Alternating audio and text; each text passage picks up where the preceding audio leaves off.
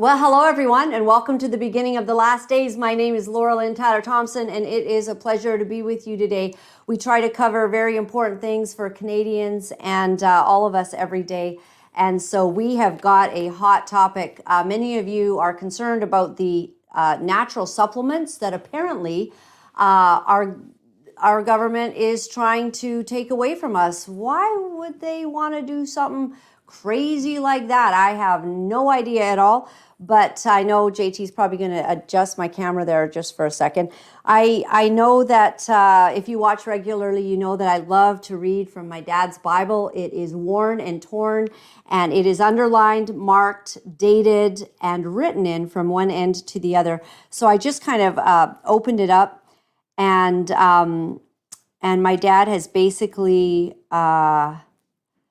he has underlined an awful lot. Well, in Matthew 8 and Matthew 9. And it's all of the stories which really have to do with two blind men followed him crying and saying, "Thou son of David, have mercy on us." So I think they wanted to be healed.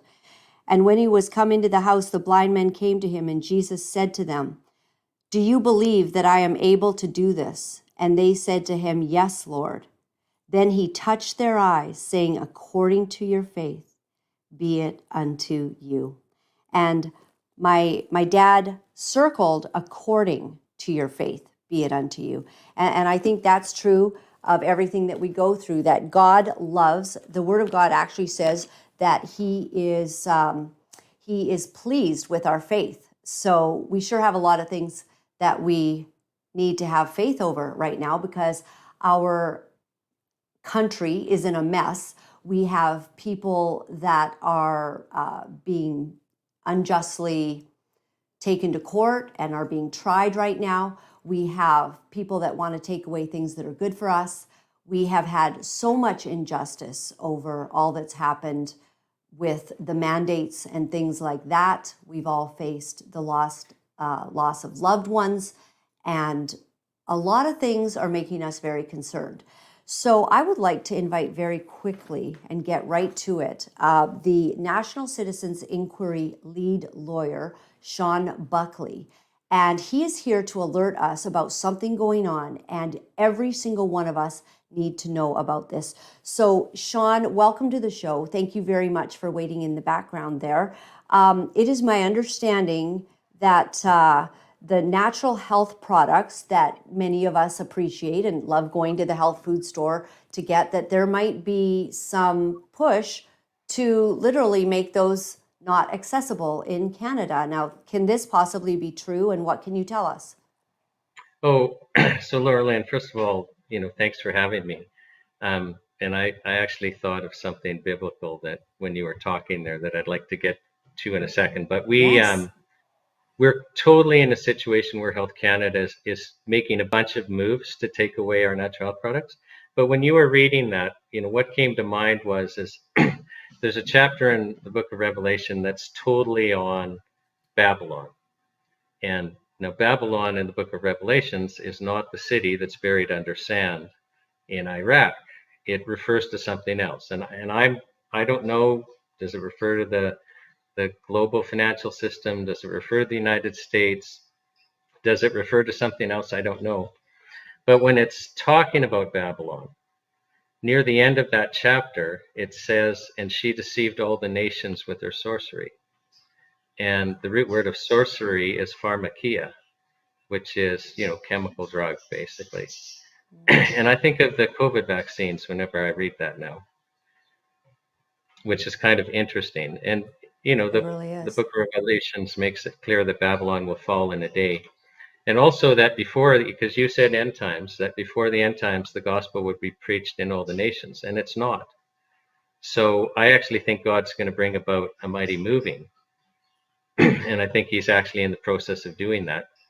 And I think people like you and your show is part of that process of just waking people up, with a biblical message, right? So I thank you for what you do. And I'm Thank actually, you. even though the world is really going crazy on us, we can't forget that God's moving. So, I mean, just going to the National Citizens Inquiry, I wasn't supposed to be in front of the camera. I was one of the organizers behind the scenes, and we just had lawyers dropping like flies who had said they would, volunteer and do these things prior to, the hearing. So I ended up becoming lead counsel and calling more witnesses than any other lawyer. But one thing that happened is, I show up in Toronto for day one, and I'm supposed to do an opening, which I had prepared, and then they had scheduled for day two and day three an opening. And I just felt for the day two one that I was supposed to just let the Holy Spirit speak. And he actually told me to use a parable, and I was expecting backlash, and there was no backlash. And then, so I just let the Holy Spirit tell me what to say. And usually he wouldn't until, I would just have enough time before I had to go to the hearing, drive to the hearing, to kind of write down an outline. I'd never gone through one of them once, never rehearsed it, just kind of had a little outline that was given to me. And no backlash at all. I mean, and the Ottawa one, I actually spoke about how God's going to judge us of all things. But the Holy Spirit brought it out.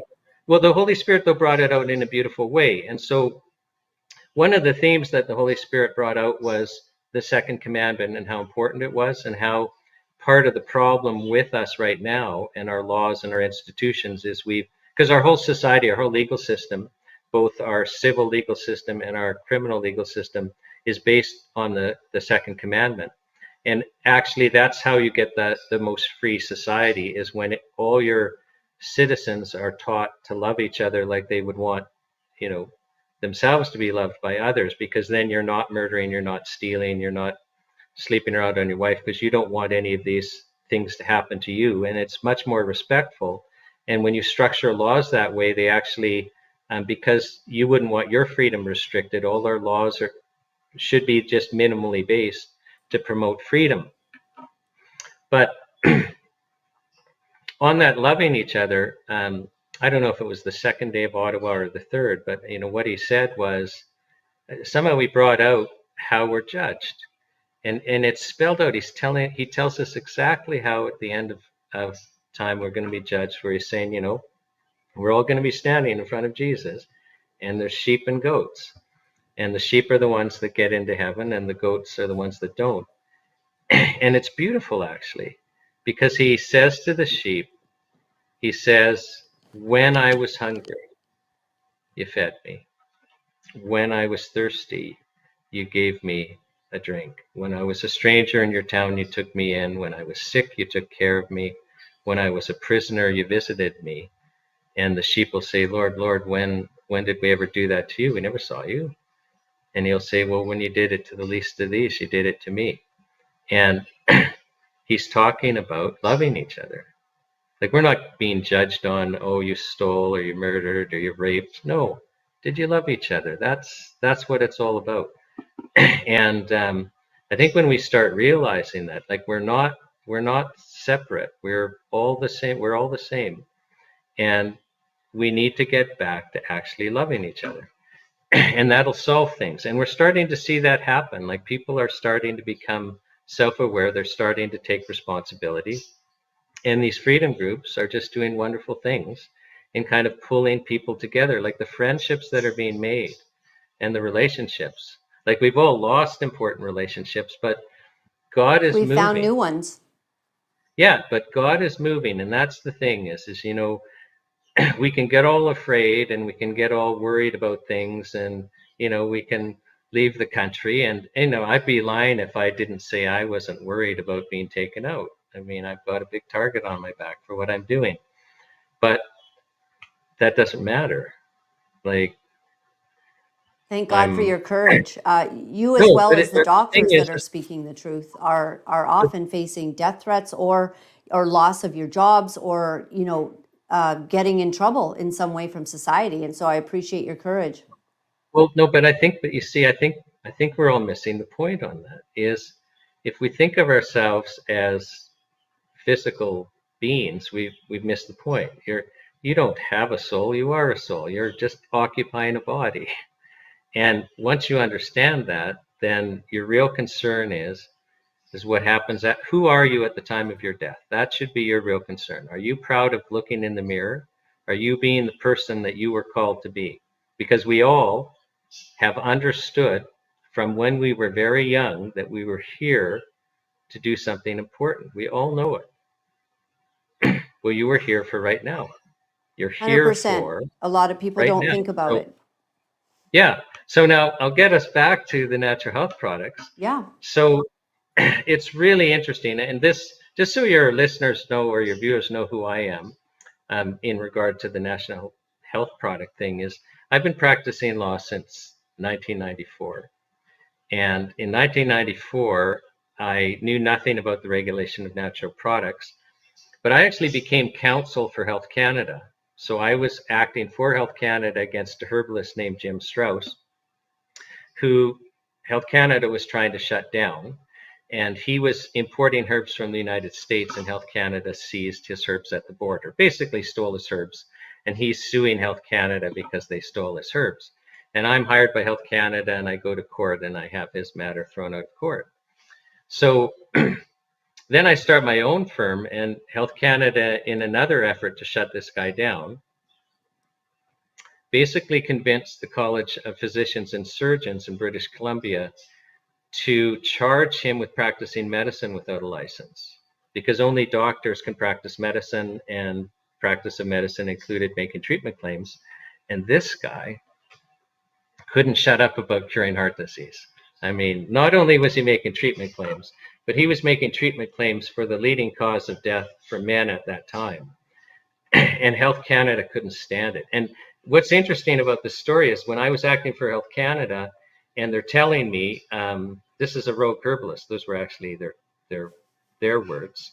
And isn't it dangerous that here we've got this rogue herbalist actually, pretending that he can treat a serious health condition with a natural product that is not approved of by the government, Health Canada. Like I didn't even have any idea that this whole idea that all our natural products are illegal and you have to get permission from the government to sell them, just how offensive that is to freedom and sovereignty and the whole thing. Like I wasn't there at all. I drank the Kool-Aid and I thought, oh yeah, no, this kind of is actually crazy, isn't it? That this guy would be doing that. So what when I was acting for him though, I want to win the case. It's my job to do that. And on the facts, I'm going to lose. He can't make these claims, and he is making these claims. So I decided to attack the law by letting the Crown and the court know I was going to ask to have the law struck down, that part of the law, for violating our freedom of expression in Section 2B of the Charter. And so I've done all my legal argument, but I've got a problem with the facts, because if the judge accepts Health Canada's narrative that these heart drops don't work, and that this guy is putting people in danger by basically having them delay the proper treatment, then a judge isn't going to want to rule for me, even though the law would be on my side, because it is violating freedom of expression. But the judge is going to think that actually he's putting people in harm's way. So I go to his shop and I say, Jim, is there any way that we can show that you're telling the truth? And he kind of thinks for a minute, and then he goes into his shop and he brings me back boxes. And I don't remember today if it was 3 boxes or 5 boxes. It was an odd number, and they're just filled with letters. So, thousands of letters, literally. And I take these back to my office and I read them, and they're all the same. It's like I had heart disease, I was sick, I was dying. God bless you, thank you. Now, those letters are useless to me in court. Laura-Lynn, they are 100% hearsay. I can't even try to enter them, but I can call the authors of those letters. That's like the highest level of evidence in court. So I start phoning these people. And on the day of trial, I had 5 middle-class professional witnesses, which I picked just because the judge is a middle-class professional, so credibility. They had all had heart disease. They had all had at least 1 open heart bypass surgery. One of them had had 2. They all continued to have heart disease because the reason their arteries was plugging up was not being addressed. They all needed another bypass surgery. 2 of them were too weak to survive the surgery, so the doctor said, you're not eligible.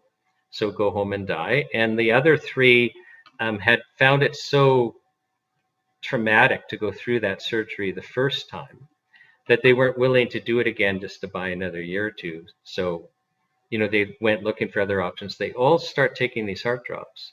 They all get well. They're all working full time at the time of trial, and they'd all been disabled before. I think one of them had been disabled for a full decade. So, and you can't fake that, like being disabled for a long period of time and then working full time. So it was kind of my road to Damascus experience where I kind of realized that I was wrong when I bought Health Canada's narrative that the danger was allowing people to choose to try a natural treatment.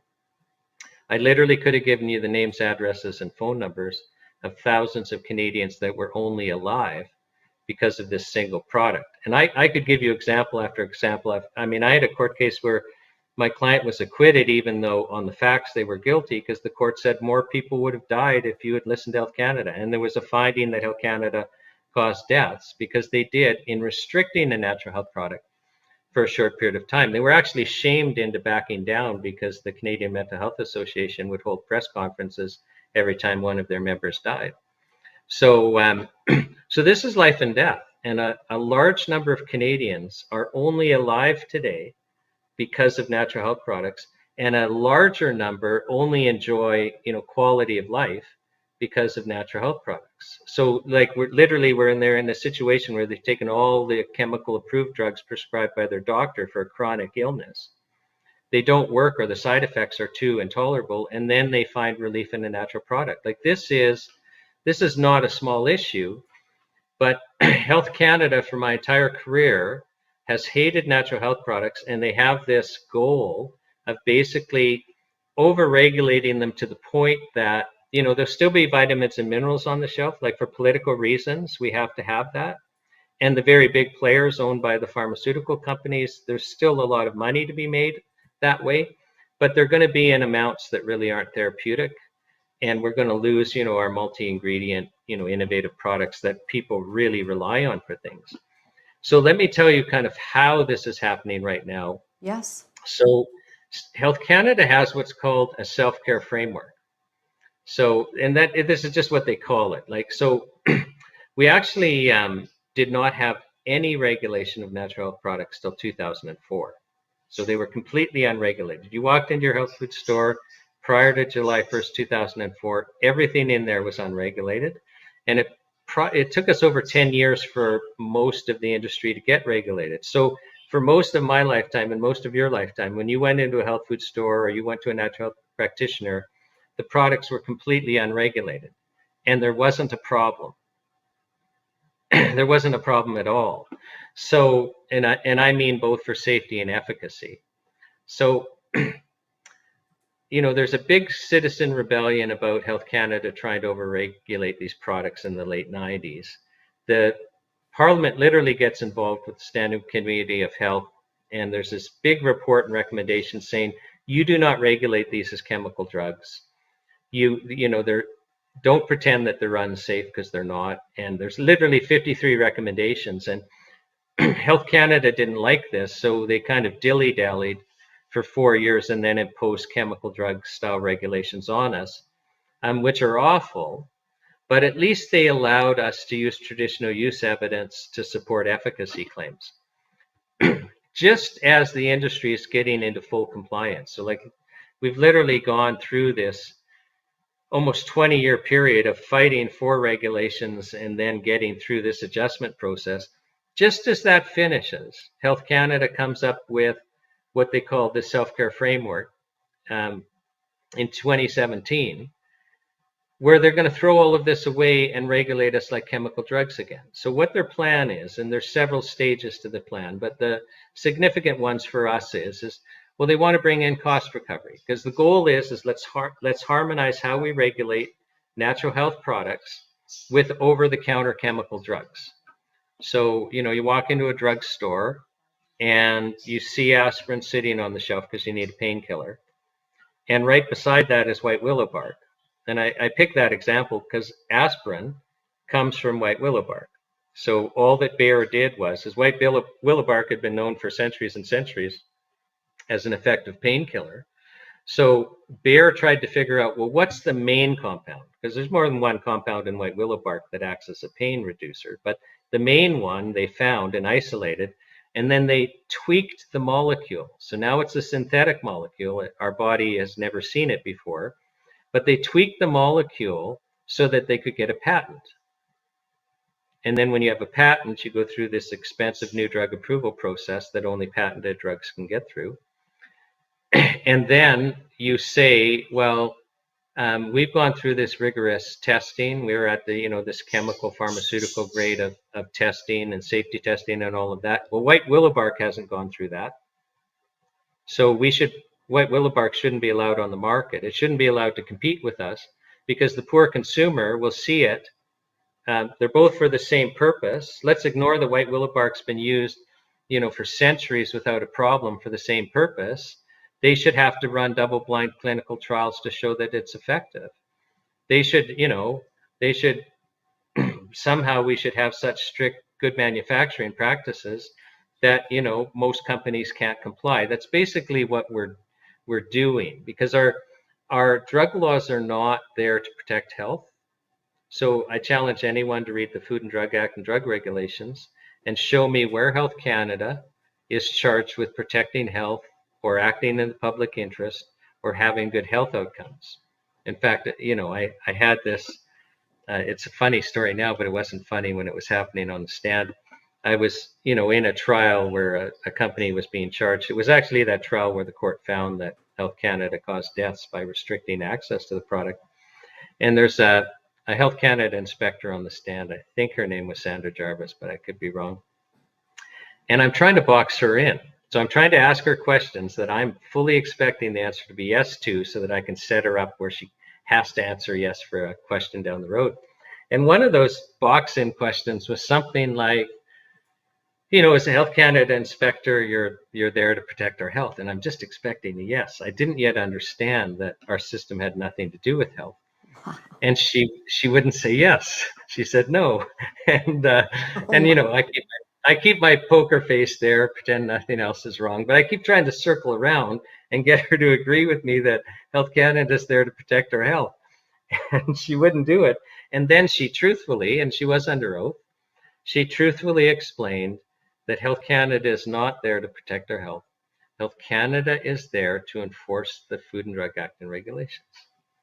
And the Food and Drug Act is passed under federal government's criminal law power. They don't have jurisdiction over health. The provinces do. So they just dominate the health field by these big transfer payments that force the provinces to have the same healthcare system nationally, basically totally undermining our constitution and turning us into a unitary state. But Health Canada federal government doesn't have jurisdiction over health, and Health Canada is not there for our health, and they're not there for good health outcomes. And they never actually look into real risk. So if you're going to say a product or a group of products is dangerous and Canadians need to be protected from them, and so then you're going to over-regulate them to take them off the market.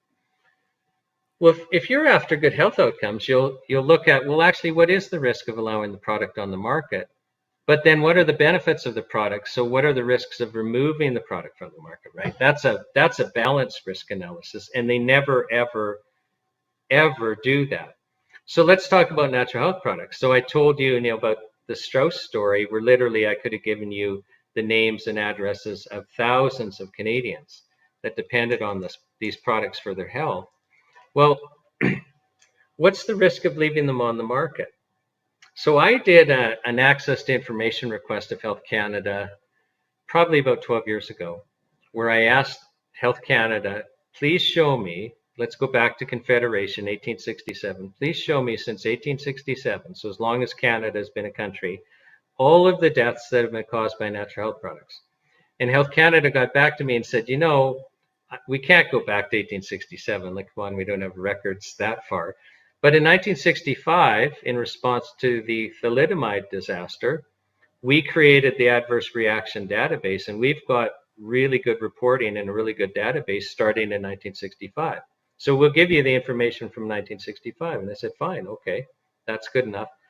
Laura-Lynn, they could not point out a single death from 1965 to the time of my request about 12 years ago caused by a natural health product.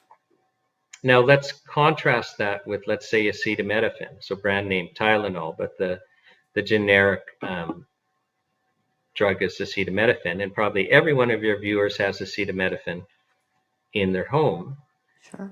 Now, acetaminophen is an over-the-counter drug that would be considered, the term would be ultra safe. And ultra safe means that we only expect it to cause 1 death per million people per year. So Canada, we now have 40 million people. So we would expect acetaminophen taken as directed to cause 40 deaths a year on average in Canada. And indeed it does. Taken as directed, it does. It causes a lot more death and a lot more hospitalizations. But so that means, though, that 1 year of just one chemical over-the-counter drug, acetaminophen, being on the market is so much more dangerous than the entire natural health product industry, which has certainly not caused 40 deaths in our history. And, you know, we really can't point to any. Like maybe, like I know that Health Canada is going out of their way to try and create this appearance of harm, but it's just not there. And so we're being told we need these regulations to protect us. But, you know, the reality is the risk just isn't there, but the harm of taking them away is there. And then we also have a legal philosophical problem. And that is we should have the right to decide how we're going to treat ourselves, either, you know, to prevent illness or when we're having a health crisis, because we're the only ones that have to experience the health crisis. And I mean, I don't know about you, but there's been the odd time in my life where I have been in so much pain, you know, thankfully just for short periods of time, but where I've been in so much pain that I understood those people that want to take their lives when they're suffering. And and there are people that take their lives because they're suffering. You know, back to this case, it was the True Hope case where the court found that Health Canada caused deaths, like as a finding of fact. When I was calling, and this was a vitamin and mineral supplement to treat serious bipolar disorder. And, you know, initially this product was only used by, or primarily used by people that were the ones that were being involuntarily committed to psych wards regularly. So, you know, literally they would spend half of their life involuntarily committed in a psych ward, and then they'd be released, and then they'd be back in. And the lifespan for people once they reach that stage, you know, you're lucky to live 5 years. So, and their life is a living hell.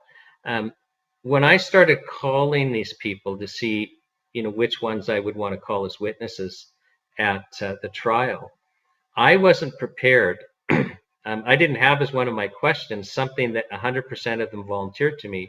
100% of them explained to me that they had a suicide plan in place. That if they were going to lose access to this product, they were going to kill themselves before they got sick again, because 100% of them were not willing to go back to that hell that they were living.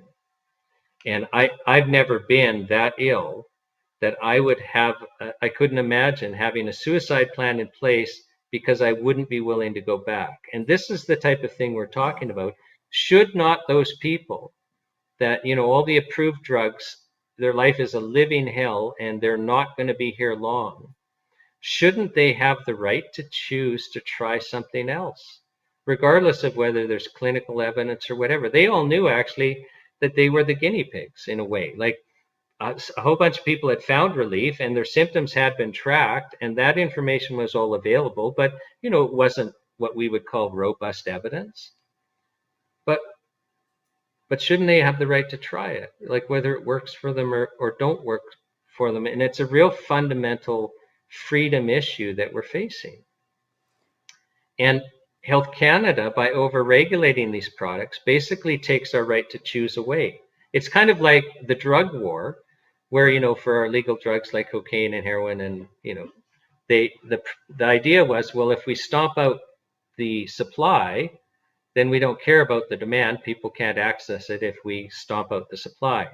Well, that's what we're doing with natural health products is we're over-regulating them to stamp out the supply. And so how we're doing this right now, the changes are we're going to impose the same fees that chemical drug companies pay for their yearly site licenses and product licensing and all of this. And we're talking, large sums of money. And so and I'm going to walk through the different things, but that's going to affect our access because there's tight margins in the industry. Whenever you increase the cost of doing business, you lose companies. Now, they're also increasing the regulatory burden because they're harmonizing, they're moving the natural health product regulations to be the chemical drug ones, which are much more strict and in many cases just stupid, and they shouldn't apply at all. And everyone with any expertise understands this. But that's not the goal. The goal isn't to be sensible. The goal is to drive them off the market. This in itself, well, there'll be several companies that just they won't comply, or even if they're trying, they'll have difficulties. But for everyone, the cost is going to go up. Like some companies might have to hire a bunch of people just to comply with this new burden. Well, now you're losing more companies. We use traditional use evidence to justify a lot of our claims. I used white willow bark as an example. I mean, you use something for centuries. One of your main chemical painkillers is just a derivative, of it. And we would be able to use traditional use evidence before. I mean, I like using the example of scurvy. So let's say we had a currency collapse, and I'm not trying to forecast anything, and a temporary collapse of international trade, and all of a sudden we're not getting citrus fruits and stuff like that in Canada, and we're back to eating meat and potatoes, and we're not getting vitamin C, and all of a sudden scurvy is a problem. And it can become a problem quickly when you become vitamin C deficient. So, and let's say you and I decided, well, we're going to have this concentrated rosehip tea, because rosehips are high in vitamin C, to treat scurvy.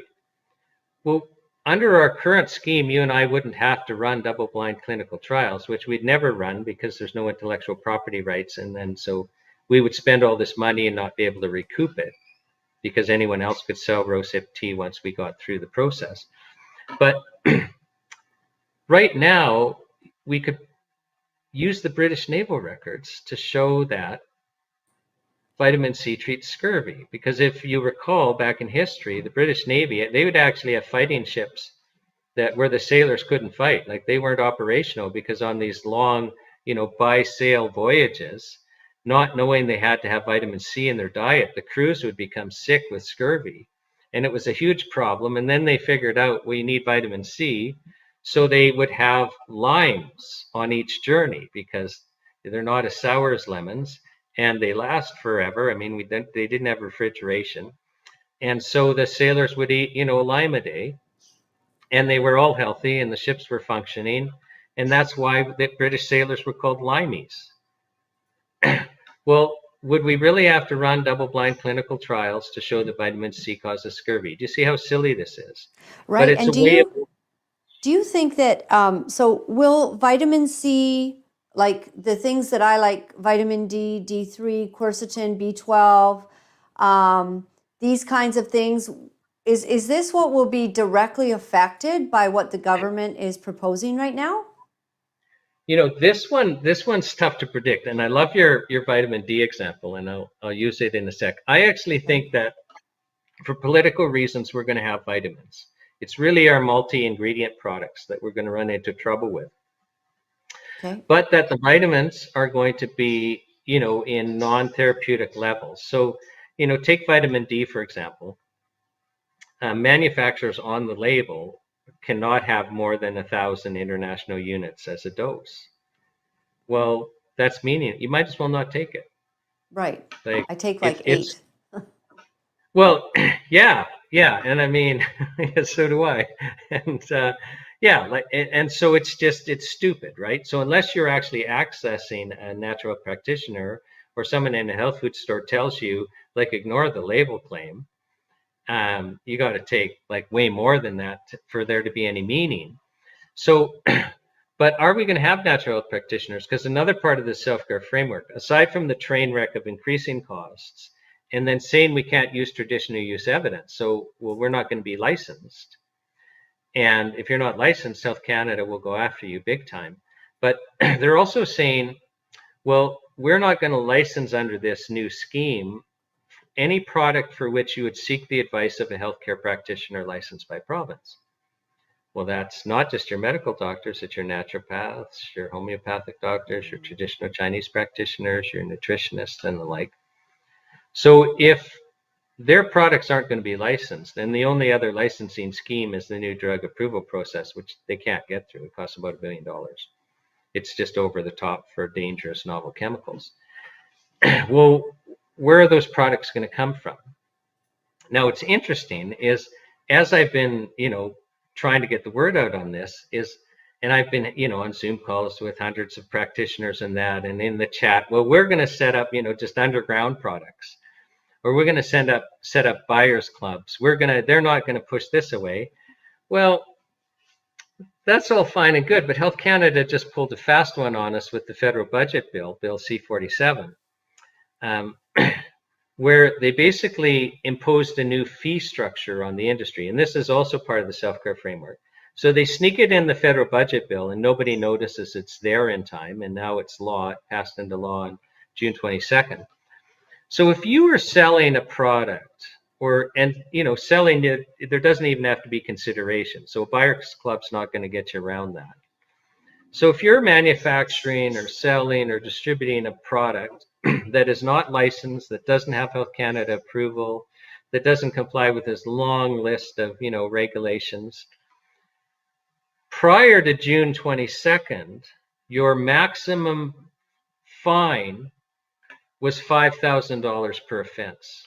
But as of June 22nd, it is now $5 million per day that you're in violation. And if you're a company, not just the company is liable, but every director, officer, manager, and employee in any way involved in the violation, including acquiescing. Like, what does that mean? Like, is liable to $5 million a day fines. And so they bring this in just as they're tightening the noose, knowing that people will set up a whole bunch of underground networks, but they make the penalties such that they'll just, destroy, a few groups of people, and then everyone else will get scared and stop. Someone in the feed is asking about ordering from the United States, like legally ordering from somewhere else. Yeah, well, you see, now that's still an avenue for us. Okay. And how long that avenue lasts, I don't know. They'll find a way. This was what it feels like. They'll find a way to destroy that too. Well, I don't trust these how people. it works is the Food and Drug Act is meant to cover commercial transactions. And it doesn't prohibit individual Canadians from importing things that aren't illegal. And no, I'm expecting that to change because they don't want this loophole. But right now, if you're importing for your personal use and it's not, on a controlled list, then they'll let it in. And their guideline is well, if it's no more than the 3-month supply for an individual, we'll consider that personal use, and anything above that we'll consider to be commercial. That's just their arbitrary policy guideline.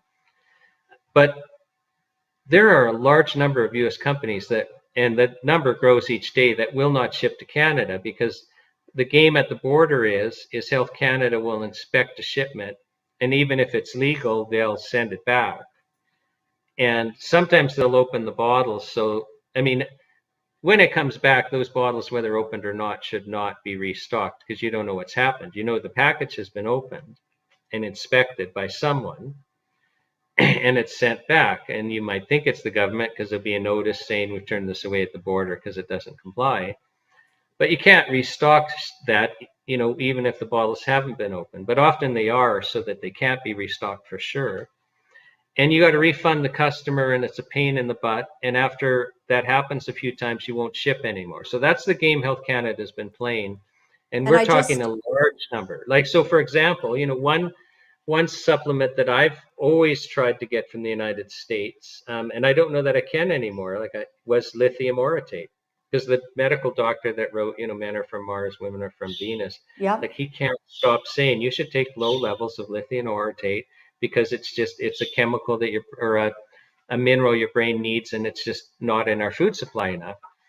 And it's not illegal in Canada, but if anyone knows of where I can get it, I mean, just to give you an example, like personal example, it's like, oh, okay, well, they've shut the door on that, even though I'm perfectly entitled to import it. Nobody will ship it from the United States anymore. They're tired of getting shipments back, even though they shouldn't be getting any shipments back. Somebody in the comments has said that my friend tried placing his usual order from the US for his supplements and they can no longer send to Canada. So I wonder if things are already in the works to Well, begin. it's been ongoing. It's been going ongoing for some time, but clearly they're ramping up enforcement. So one thing I didn't share is so when I said, well, they're going to be imposing these fees that they charge the chemical drug companies, and they haven't costed out all of the fees, but the fees that they have costed out and they've published in the Canada Gazette, they're anticipating in their first year getting $118 million as a base bare minimum, and then there's other fees they haven't costed out. And they're going to use those funds to hire more inspectors, like to basically create a new police force to ensure these strict regulations are complied with, and to actively go out into the marketplace to censor truthful health information. Because Health Canada takes the position that you can't share truthful health information about a product. All you can advertise is what's on the label. So that product that, I talked about that treats bipolar disorder, Empower Plus, well, the label claim is something like supports mental health. That doesn't tell you that it treats serious bipolar disorder or anxiety or a host of other things. And there are 35 published peer-reviewed research articles on that product, all funded by governments around the world, including Canadian governments. So it's a really interesting product. It's just so effective that actually governments have sunk money into clinical research on it. And some of these publications are in your blue chip journals, like Journal of Psychiatry, Journal of Child and Adolescent Psychopharmacology. Now, prior to these $5 million day fines coming into effect, True Hope had on their website links to those 35 journal publications, even knowing that Health Canada doesn't know, saying that's illegal to share that truthful health information about your product. But now that these $5 million fines have come into effect, they've taken those links down because you can't withstand that now. So we're already experiencing censorship because of these fines. And a lot of natural health practitioners, like naturopathic doctors, advertise about remedies, and they advertise truthfully, but they advertise beyond the label claim so that people know that these treatments are there and can access them. Well, that's going to end. Wow. So people are very alarmed by all of this, especially because we've grown accustomed to what works for our personal bodies and that we need that. And this just seems like a colossal, again, a united agenda to harm us and to not allow just simple common sense to rule.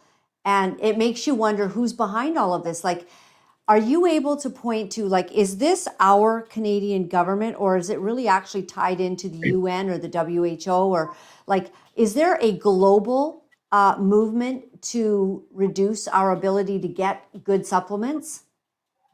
Or is this just Canadian problem? No, it's not a Canadian problem. This has been going on in the one exception is the United States, because they're more freedom oriented. So when they had their citizen rebellion in 1993-94 over the same issue, there was legislation passed, the Dietary Supplement Health and Education Act of 1994, which they're classed as foods.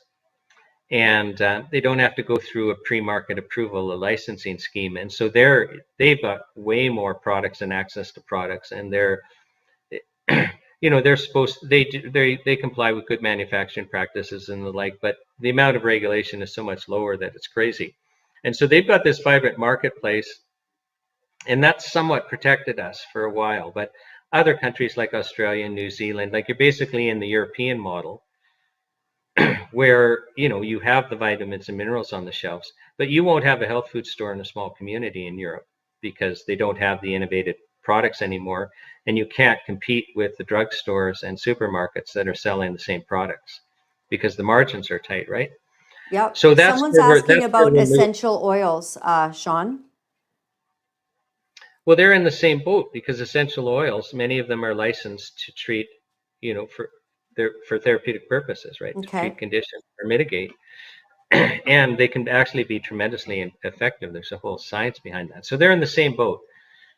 Okay. They're One more natural health products. question, and I do have my next guest sort of waiting, so I want to get every bit of meat that is important for Can I the. answer your international question? I think, Yeah, in my yeah. opinion, so we do know that this initiative that just kind of torpedoed the industry came from 4 specifically named bureaucrats with no expertise in the regulation of natural health products, but a couple of them had clear ties to international trade. So, you do the math. Out of the blue, this senior management committee imposes this from above.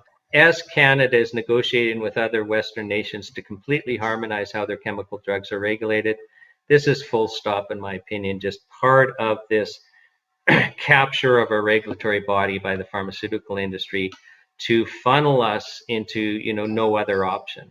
And it's internationally coordinated. We're just one country, but it seems that Canada leads the world in most aspects on ignoring the rights of their citizens and privileging pharmaceutical companies and international organizations that want our sovereignty.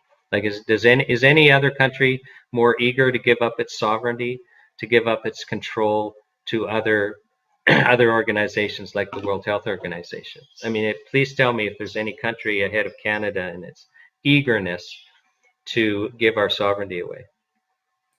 Unbelievable. One final question that I have is I've heard that the Harper administration, that they actually implemented the things that have made it harder for us. Is that Well, true? there's some truth to that, and so you have to let me answer that question to be fair. Okay. That I think all the parties are captured on this. Okay. So these fees and penalties, so these $5 million a day fines, they were first introduced to us by Tony Clement, who introduced Bill C-51 in April of 2008. And then right after that, Harper, as Prime Minister, introduced Bill C-52, the Consumer Product Safety Act. Both were bills that the Nazi government in Germany probably would have been ashamed to introduce. They just so transferred power to the bureaucracy and allowed the people to be hammered, ruthlessly. But the Bill C-51, that's where these powers were first introduced. There was an incredible citizen rebellion against them, and the government in Health Canada backed down. And now the curious thing is the Conservatives had been champions for the natural health community prior to that. So prior to Harper being elected, they, the Alliance and then the Conservative Party introduced what was then Bill C-420, which was going to kind of follow the American model and move natural health products into the food category. And I think it was even part of the Harper government's election platform to enact Bill C-420. And so the natural health product community supported the Conservatives getting elected, and then bang, it's like total turnaround on us. So in my experience, like every Liberal government, Conservative government, there's no difference in policy. And the NDP is always shouting for more. Well, you're not going far enough. So I don't see any political party in Canada that has privileged or understood that Canadians should have the right to choose how they're going to treat themselves. And they can't if you basically take a whole treatment modality of natural health away from us by treating them as dangerous and, taking them off the market. So Right. we need a whole rethink about this, and we need to take Oh, Parliament back about this. yes, we do. So, Shawn, are you able to kind of keep us updated as important things are happening and changing in this industry? We'd love to have you back and just ask you that let us know, so that we can be reporting. when it's getting critical or things are changing. And I don't know if there's anything that we all can do as we listen Well, to this. there's actually things you can do right now. So Okay. I'm heavily involved in a nonprofit called the Natural Health Product Protection Association. So the website is just www.nhppa.org. So nhppa.org. Okay. We've got materials there to help you understand the problem, like a 2-pager, which is kind of your Reader's Digest version, and a 35-pager that really gives you the meat and hyperlinks to source documents. And then we've got an action plan. So right now we've got a campaign to basically start pressuring your MPs, because that was tremendously effective in 2008 against this Bill C-51. And we're going to do campaign after campaign. So go to the site and give us your email address so you can subscribe. You can just scroll down to the bottom of the homepage and a subscribe thing will appear for you, or you Okay. can go to the contact page. But if you give us your email address and then Yep. you subscribe to our social media channels, as we push out campaigns, you'll be alerted to it. So, and we're in the process of trying to get the freedom groups educated and aligned so that they can, make this their issue and also start going. Because the exciting thing about this is the biggest two citizen rebellions that were the largest in my lifetime, trucker convoy accepted, which is its own beautiful thing, we're over access to natural health products. Hmm. So like people were Interesting. well over this, and we've got the freedom groups that are just itching to see if we can get Parliament responsive again, and they don't have a target, and we can get those two groups together. And if Fantastic.